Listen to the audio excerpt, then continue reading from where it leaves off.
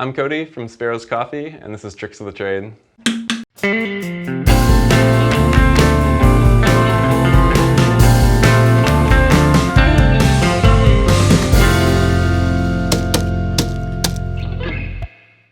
a perfect world, everyone at home would have a scale, a gooseneck kettle, a grinder, and some delicious coffee.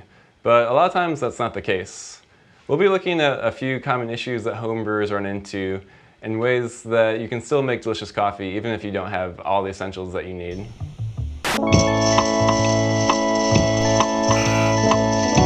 So if you don't have a scale at home, then you won't be able to weigh out how much water or how much coffee you're using. But a tablespoon is around 5 grams of coffee. So to make Sparrow's recommended brew recipe of 22 grams of coffee to 355 grams of water, you can take 4 heaping tablespoons of coffee and then grab your favorite 12-ounce mug, fill that with water, and then put that into your kettle. And at that point, you'll have approximately how much coffee you want to use to approximately how much water you want to use. Or if you have some extra time to kill, you can count your beans out individually. Sparrows did the research for you, and on average, 22 grams of coffee is around 140 beans of coffee. 139, 140.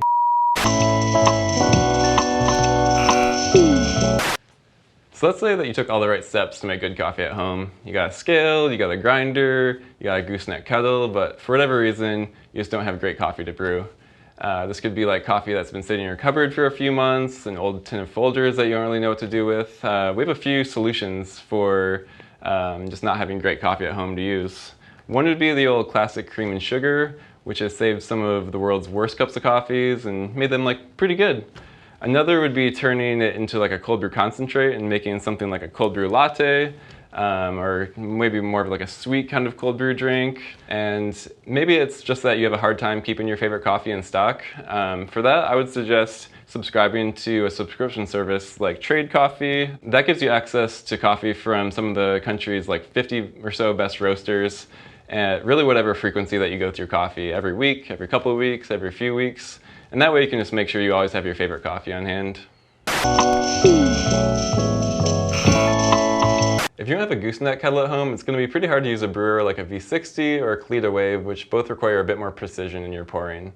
Luckily though, French presses and AeroPresses and other full immersion brewing methods require a bit less precision, so you can use something like a sauce pot just to pour all the water in at once. So if you don't have a kettle and you're just really craving some of those sweet, clean, and balanced flavors that's only something like a Kalita can give you. Alex, can I use your watering can? You sure can. You can get creative and use anything from a watering can for plants to a measuring cup like a Pyrex. Yeah? Mm-hmm. Cool. That's kettles. That's kettles, man.